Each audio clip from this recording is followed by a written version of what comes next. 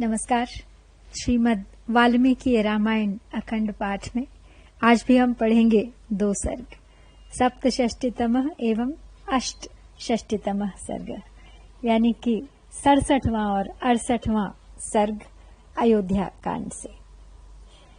और इन दोनों सर्गों का कथा वस्तु है मार्कंडेय आदि मुनियों तथा मंत्रियों का राजा के बिना होने वाली देश की दुर्वस्था का वर्णन करके वशिष्ठ जी से किसी को राजा बनाने के लिए अनुरोध।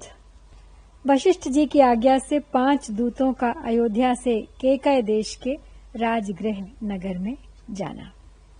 तो आइए प्रारंभ करते हैं आज का पाठ। आक्रंदिता निरानंदा शास्त्रकंठ जना विला अयोध्यायामवतता सा व्यतीयाय शर्वरी व्यतीयायां तु शर्वर्यामादित्यस्योदये ततः समेत्य राजकर्तारः सभामि युधिर्जातयः मार्कण्डेयोऽथ मौद्गल्यो वामदेवश्च कश्यपः कात्यायनो गौतमश्च जाबालिश्च महायशाः एते द्विजाः सहामात्यैः पृथग् वाचमुदीरयन् वसिष्ठमेवाभिमुखाः श्रेष्ठं राजपुरोहितम्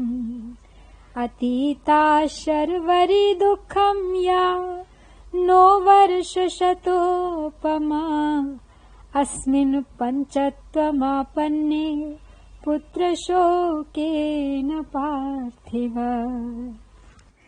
अयोध्या में लोगों की वह रात रोते कलपते ही बीती। उसमें आनंद का नाम भी नहीं था। आंसुओं से सब लोगों के कंठ भरे हुए थे। दुख के कारण वह रात सबको बड़ी लंबी प्रतीत हुई। जब रात बीत गई और सूर्योदय हुआ, तब राज्य का प्रबंध करने वाले ब्राह्मण लोग एकत्र हो दरबार में आए। मार्कंडेय, मौद्गल्य, वामदेव, कश्यप, कात्यायन, गौतम और महायशस्वी जाबाली, ये सभी ब्राह्मण श्रेष्ठ राजपुरोहित वशिष्ठ जी के सामने बैठकर मंत्रियों के साथ अपनी अलग अलग राय देने लगे। वे बोले, पुत्र शोक सेन महाराज के स्वर्गवासी होने के कारण यह रात बड़े दुख से बीती है, जो हमारे लिए 100 वर्षों के समान प्रतीत हुई थी।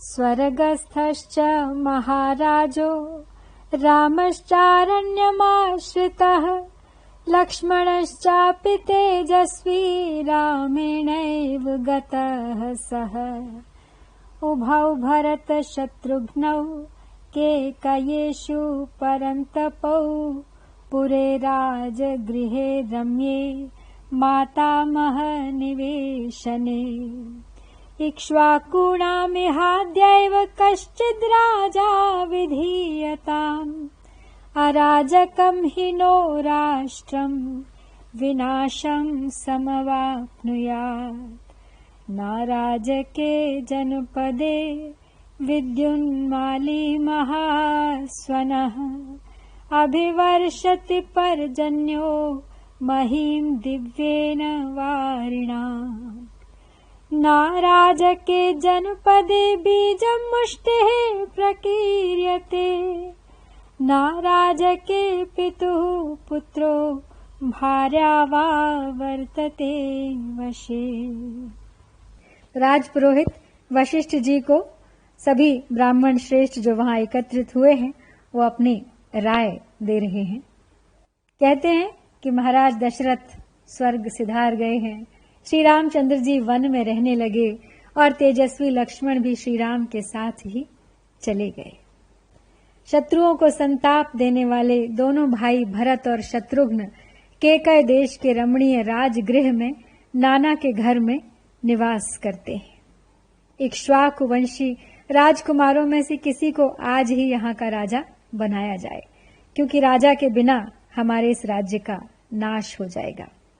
जहाँ कोई राजा नहीं होता, ऐसे जनपद में विद्युन्मालाओं से अलंकृत महान गर्जन करने वाला मेघ पृथ्वी पर दिव्य जल की वर्षा नहीं करता है। जिस जनपद में कोई राजा नहीं, वहां के खेतों में मुट्ठी के मुट्ठी बीज नहीं बिखेरे जाते। राजा से रहित देश में पुत्र, पिता और स्त्री पति के वश में नहीं रहती। अराजके धनम नास्ति, नास्ति भार्या पराजके, इदमत्याहितं चान्यत् कुतः सत्यमराजके। नाराजके जनपदे कारयन्ति सभां नराः, उद्यानानि च रम्याणि हृष्टाः पुण्यगृहाणि च। नाराजके जनपदे यज्ञशीलाद्विजातयः,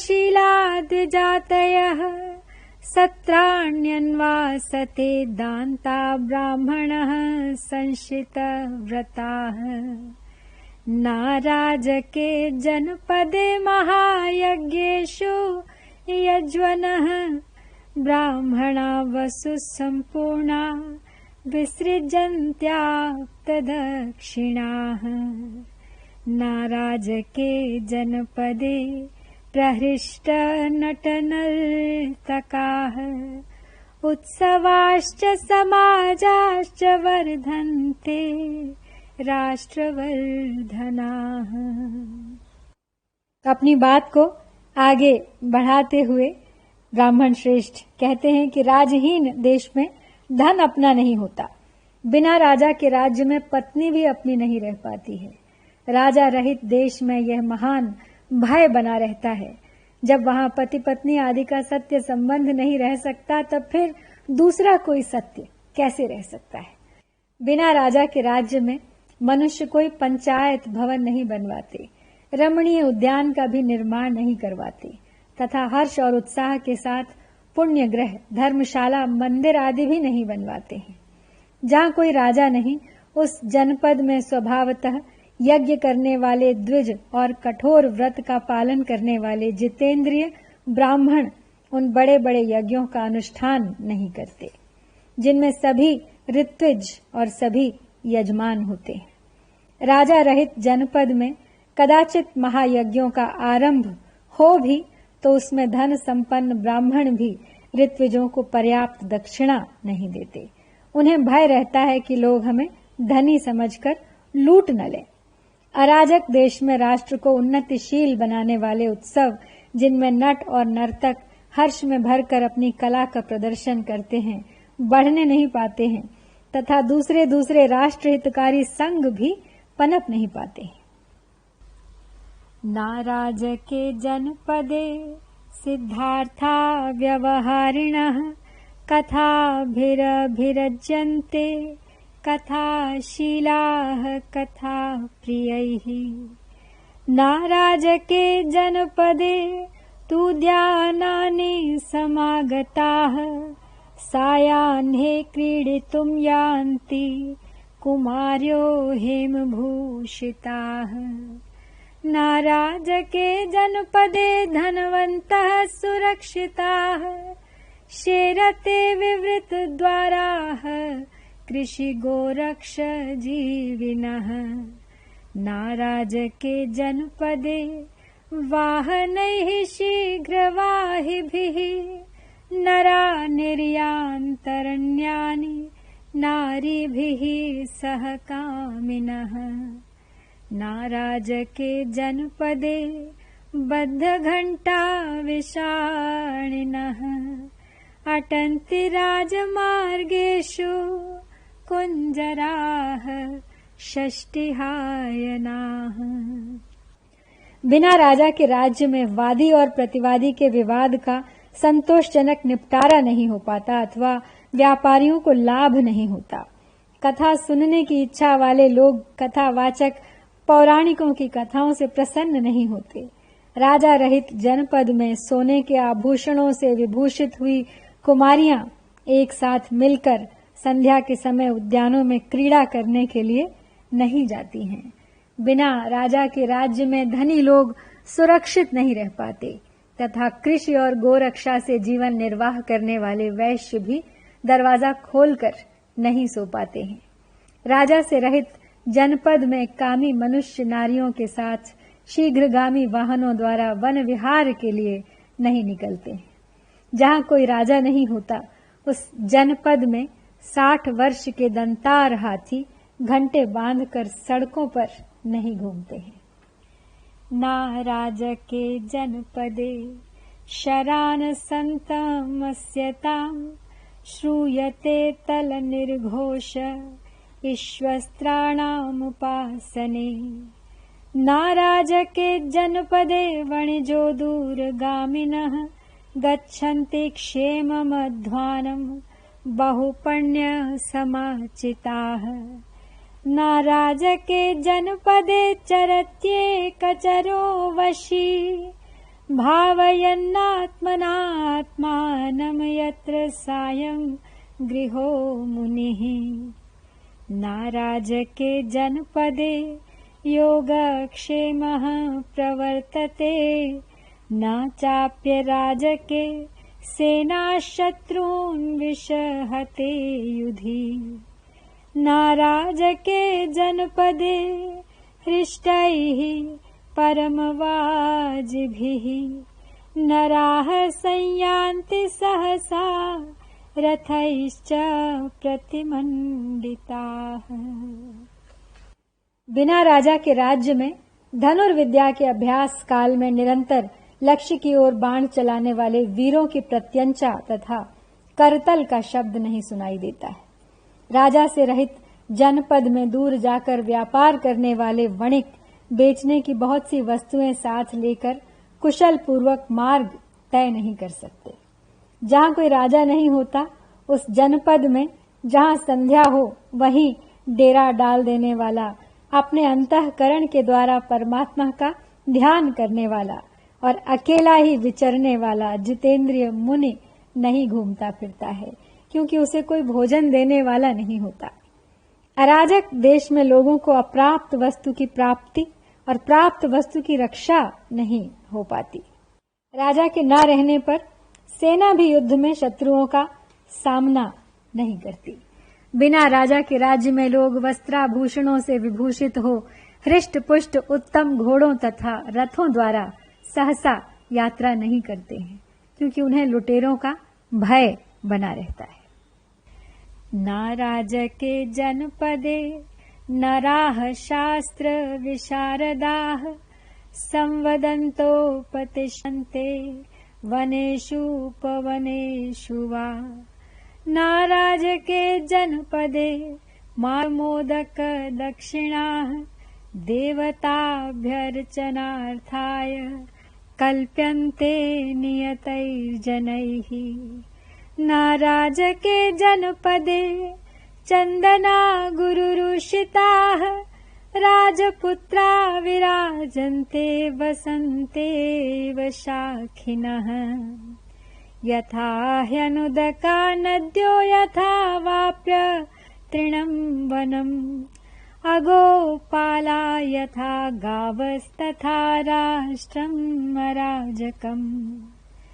ध्वजो रथस्य प्रज्ञानम् धूमो ज्ञानम् विभावसोः तेषां यो नो ध्वजो राजा सदेवत्वं मितो गतः। राजा से रहित राज्य में शास्त्रों के विशिष्ट विद्वान मनुष्य वनों और उपवनों में शास्त्रों की व्याख्या करते हुए नहीं ठहर पाते हैं। जहाँ अराजकता फैल जाती है उस जनपद में मन को वश में रखने वाले लोग देवताओं की पूजा के लिए फूल, मिठाई और दक्षिणा की व्यवस्था नहीं करते हैं। जिस जनपद में कोई राजा नहीं होता है वहां चंदन और अगुर का लेप लगाए हुए राजकुमार वसंत ऋतु के खिले हुए वृक्षों की भांति शोभा नहीं पाते हैं। जैसे जल के बिना नदियां, घास के बिना वन और ग्वालों के बिना गौओं की शोभा नहीं होती, उसी प्रकार राजा के बिना राज्य शोभा नहीं पाता है। जैसे ध्वज रथ का ज्ञान कराता है और धूम अग्नि का बोधक होता है, उसी प्रकार राजकाज देखने वाले, हम लोगों के अधिकार को प्रकाशित करने वाले जो महाराज थे वे तो यहाँ से देवलोक को चले गए हैं। नाराजके जनपदे स्वकं भवति कस्यचित् मत्स्या इव जना नित्यं भक्षयन्ति परस्परम् ये हि संभिन्न मर्यादा नास्तिकाश्चिन्न संशयाः ते अपि भावाय कल्पन्ते राजदण्ड निपीडिताः यथा दृष्टिः शरीरस्य नित्यमेव प्रवर्तते तथा नरेन्द्रो राष्ट्रस्य प्रभवः सत्यधर्मयोः राजा सत्यं च धर्मश्च राजा कुलवतां कुलम् राजा माता पिता चैव राजा हितकरो नृणाम् यमो वैश्रवणः शक्रो वरुणश्च महाबलः विशिष्यन्ते नरेन्द्रेण वृत्तेन महता ततः अहो तम् इवेदं स्यान्न प्रज्ञायेत किंचन राजा चेन्न भवेल्लोके विभजन साध्व साधुनी जीवत्यपि महाराजे तवैव वचनं वयं नातिक्रमामहे सर्वे बेलां प्राप्येव सागरः स नः समीक्ष्य द्विजवर्यवृत्तम् नृपं विना राष्ट्रम् अरण्यभूतम् कुमारमिक्ष्वाकुसुतं तथान्यम् त्वमेव राजानमिहाभिषेचय। राजा के न रहने पर राज्य में किसी भी मनुष्य की कोई भी वस्तु अपनी नहीं रह जाती। जैसे मत्स्य एक दूसरे को खा जाते हैं, उसी प्रकार अराजक देश के लोग सदा एक दूसरे को खाते लूटते खसोटते रहते हैं। जो वेद शास्त्रों की तथा अपनी अपनी जाति के लिए नियत वर्णाश्रम की मर्यादा को भंग करने वाले नास्तिक मनुष्य पहले राजदंड से पीड़ित होकर दबे रहते थे, वे भी अब राजा के न रहने से निशंक होकर अपना प्रभुत्व प्रकट करेंगे। जैसे दृष्टि सदा ही शरीर के हित में प्रवृत्त रहती है, उसी प्रकार राजा राज्य के भीतर सत्य और धर्म का प्रवर्तक होता है। राजा ही सत्य और धर्म है, राजा ही कुलवानों का कुल है, राजा ही माता है और पिता है तथा राजा ही मनुष्यों का हित करने वाला है। राजा अपने महान चरित्र के द्वारा यम, कुबेर, इंद्र और महाबली वरुण से भी बढ़कर है। यमराज तो केवल दंड देते हैं, कुबेर केवल धन देते हैं, इंद्र केवल पालन करते हैं और वरुण केवल सदाचार में नियंत्रित करते हैं। परंतु एक श्रेष्ठ राजा में ये चारों गुण मौजूद होते हैं, अतः वह इनसे बढ़ जाता है। यदि संसार में भले बुरे का विभाग करने वाला राजा न हो तो यह सारा जगत अंधकार से आच्छन्न सा हो जाए, कुछ भी सूझ न पड़े।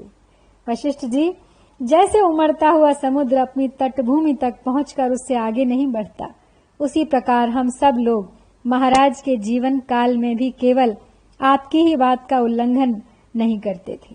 अतः विप्रवर, इस समय हमारे व्यवहार को देखकर तथा राजा के अभाव में जंगल बने हुए इस देश पर दृष्टिपात करके आप ही किसी इक्ष्वाकु वंशी राजकुमार को अथवा दूसरे किसी योग्य पुरुष को राजा के पद पर अभिषिक्त कीजिए।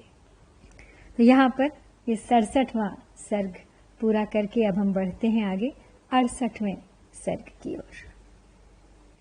तेषां तद्वचनं श्रुत्वा वसिष्ठः प्रत्युवाचः मित्रामात्य जनान् सर्वान् ब्राह्मणांस्तानिदं वचः यदसौ मातुलकुले दत्तराज्यः परं सुखी भरतो वसति भ्रात्रा शत्रुघ्नेन मुदान्वितः तच्छीघ्रं जवनादूता गच्छन्तु त्वरितं हयैः आनेतुं भ्रातरौ वीरौ किं समीक्षामहे वयम् गच्छन्त्विति ततः सर्वे वसिष्ठं वाक्यमब्रुवन् तेषां तद्वचनं श्रुत्वा वशिष्ठो वाक्यमब्रवीत्। एहि सिद्धार्थ विजय जयन्ता शोकनन्दन, श्रूयतामिति कर्तव्यं सर्वानेव ब्रवीमि वः। तो वशिष्ठ जी ने जब मार्कंडेय आदि के ऐसे वचन सुने तो उन्होंने मित्रों, मंत्रियों, उन समस्त ब्राह्मणों को कुछ इस प्रकार उत्तर दिया। बोले, राजा दशरथ ने जिनको राज्य दिया है वे भरत इस समय अपने भाई शत्रुघ्न के साथ मामा के यहाँ बड़े सुख और प्रसन्नता के साथ निवास करते हैं। उन दोनों वीर बंधुओं को बुलाने के लिए शीघ्र ही तेज चलने वाले दूत घोड़ों पर सवार होकर यहाँ से जाएं। इसके सिवा हम लोग और क्या विचार कर सकते हैं। इस पर सबने वशिष्ठ जी से कहा, हाँ, दूत अवश्य भेजे जाएं। उनका वह कथन सुनकर वशिष्ठ जी ने दूतों को संबोधित करके कहा, सिद्धार्थ, विजय, जयंत, अशोक और नंदन, तुम सब यहाँ आओ और तुम्हें जो काम करना है उसे सुनो।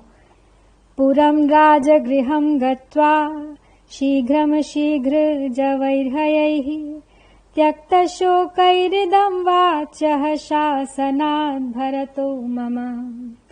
पुरोहितस्त्वां कुशलं प्राह सर्वे च मन्त्रिणः, त्वरमाणश्च निर्याहि कृत्यमात्यैकं त्वया।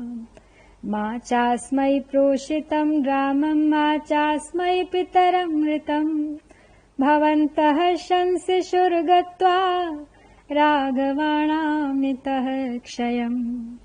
कौशेयानि च वस्त्राणि भूषणानि वराणि च, क्षिप्रमादाय राजश्च भरतस्य च गच्छत।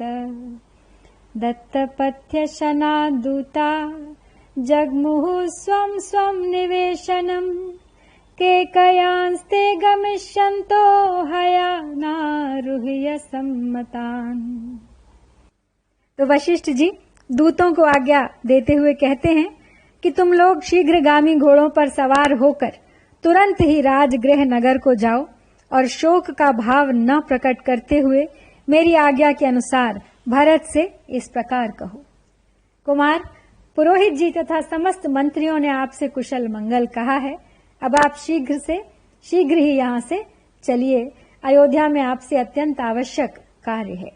भरत को श्री रामचंद्र के वनवास और पिता की मृत्यु का हाल मत बतलाना और इन परिस्थितियों के कारण रघुवंशियों के यहाँ जो कोहराम मचा हुआ है इसकी चर्चा भी न करना। केकय राज तथा भरत को भेंट देने के लिए रेशमी वस्त्र और उत्तम आभूषण लेकर तुम लोग यहाँ से शीघ्र चल दो। तो केकय देश को जाने वाले वे दूत रास्ते का खर्च ले अच्छे घोड़ों पर सवार हो अपने अपने घर को चले गए। ततः प्रास्थानिकं कृत्वा कार्यशेषम् अनन्तरम्, वसिष्ठेनाभ्यनुज्ञाता दूताः सन्त्वरितं ययुः। न्यन्तेनापरतालस्य प्रलम्बस्योत्तरं प्रति, निषेवमाणास्ते जग्मुर्नदीं मध्ये न मालिनीम्। ते हास्तिनपुरे गंगा तीर्त्वा प्रत्यङ्गमुखाययुः, पाञ्चालदेशमासाद्य मध्येन कुरुजाङ्गलम्।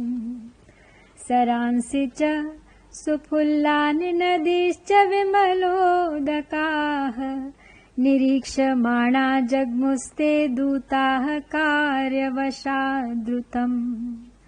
ते प्रसन्नोदकां दिव्यां नानाविहगसेविताम्, उपाति जग्मुर्वेगेन शरदण्डां जलाकुलाम्। तदनंतर यात्रा संबंधी शेष तैयारी पूरी करके वशिष्ठ जी की आज्ञा ले सभी दूत तुरंत वहां से प्रस्थित हो गए। अपर ताल नामक पर्वत के अंतिम छोर अर्थात दक्षिण भाग और प्रलंबगिरी के उत्तर भाग में दोनों पर्वतों के बीच से बहने वाली मालिनी नदी के तट पर होते हुए वे दूत आगे बढ़े। हस्तिनापुर में गंगा को पार करके वे पश्चिम की ओर गए और पांचाल देश में पहुंचकर कुरुजांगल प्रदेश के बीच से होते हुए आगे बढ़ गए। मार्ग में सुंदर फूलों से सुशोभित सरोवरों तथा निर्मल जल वाली नदियों का दर्शन करते हुए वे दूत कार्यवश तीव्र गति से आगे बढ़ते गए। तदनंतर वे स्वच्छ जल से सुशोभित, पानी से भरी हुई और भांति भांति के पक्षियों से सेवित दिव्य नदी शरदंडा के तट पर पहुंचकर उसे वेग पूर्वक लांघ गए। निकूल वृक्षमासाद्य दिव्यम सत्योपयाचनम् अभिगम्याभिवाद्यं तं कुलिंगा प्राविशन् पुरीम् अभिकालम् ततः प्राप्य तेजो अभिभवनाच्युताः पितृपैतामहीं पुण्यां तेरुरिक्षुमतीं नदीम् अवेक्षाञ्जलिपानाश्च ब्राह्मणान् वेद पारगान् ययुर्मध्येन बाल्हीकान् सुदामानं च पर्वतम् विष्णोः पदं प्रेक्ष्यमाणा विपाशां चापि शाल्मलीम् नदीर्वापि तटाकानि पल्वलानि सरांसि च पश्यन्तो विविधांश्चापि सिंहान् व्याघ्रान् मृगान् विपान् ययुः पथाति महता शासनं भर्तुरीप्स्वः ते श्रान्तवाहना दूता विकृष्टेन सता पथा गिरिव्रजं पुरवरं शीघ्रमासे दुरञ्जसा भर्तुः प्रियार्थं कुलरक्षणार्थं भर्तुश्च वंशस्य परिग्रहार्थम् अहेडमानास्त्वरया स्म दूता रात्र्यां तु ते तत्पुरमेव याताः। शरदंडा के पश्चिम तट पर एक दिव्य वृक्ष था जिस पर किसी देवता का आवास था, इसीलिए वहां जो याचना की जाती थी वह सत्य होती थी, सफल होती थी। अतः उसका नाम सत्योपयाचन हो गया था। तो उस वंदनीय वृक्ष के निकट पहुंचकर दूतों ने उसकी परिक्रमा की और वहां से आगे जाकर उन्होंने कुलिंग नामक पुरी में प्रवेश किया। वहां से तेजो अभिभवन नामक गांव को पार करते हुए वे अभिकाल नामक गांव में पहुंचे और वहां से आगे बढ़ने पर उन्होंने राजा दशरथ के पितामहों द्वारा सेवित पुण्य सलिला इक्षुमती नदी को पार किया। वहां केवल अंजलि भर जल पीकर तपस्या करने वाले वेदों के पारगामी ब्राह्मणों का दर्शन करके वे दूत बाहलीक देश के मध्य भाग में स्थित सुदामा नामक पर्वत के पास जा पहुंचे। उस पर्वत के शिखर पर स्थित भगवान विष्णु के चरण चिन्ह का दर्शन करके वे विपाशा यानी व्यास नदी और उसके तटवर्ती शाल्मली वृक्ष के निकट गए। वहां से आगे बढ़ने पर बहुत सी नदियों, बावड़ियों, पोखरों, छोटे तालाबों, सरोवरों तथा भांति भांति के वन जंतुओं, सिंह, व्याघ्र, मृग और हाथियों का दर्शन करते हुए वे दूत अत्यंत विशाल मार्ग के द्वारा आगे बढ़ने लगे। वे अपने स्वामी की आज्ञा का शीघ्र पालन करने की इच्छा रखते थे। उन दूतों के वाहन घोड़े चलते चलते थक गए थे। वह मार्ग बड़ी दूर का होने पर उपद्रव से रहित था। उसे तय करके सारे दूत शीघ्र ही बिना किसी कष्ट के श्रेष्ठ नगर गिरिव्रज में जा पहुंचे। अपने स्वामी आज्ञा देने वाले वशिष्ठ जी का प्रिय और प्रजा वर्ग की रक्षा करने तथा महाराज दशरथ के वंश परंपरागत राज्य को भरत जी से स्वीकार कराने के लिए सादर तत्पर हुए वे दूत बड़ी उतावली के साथ चलकर रात में ही उस नगर में जा पहुंचे। तो यहाँ पर समाप्त होता है 68वां सर्ग। तो इस प्रकार आज हमने श्री वाल्मीकि निर्मित आर्ष रामायण आदि काव्य के अयोध्या कांड में 2 सर्ग 67वां और 68वां संपन्न किए हैं। इत्यार्षे श्रीमद् रामायणे वाल्मीकिये आदि काव्ये अयोध्या कांडे 67तमः एवं 68तमः सर्गः। ओम श्री सीतारामचंद्राभ्याम नमः।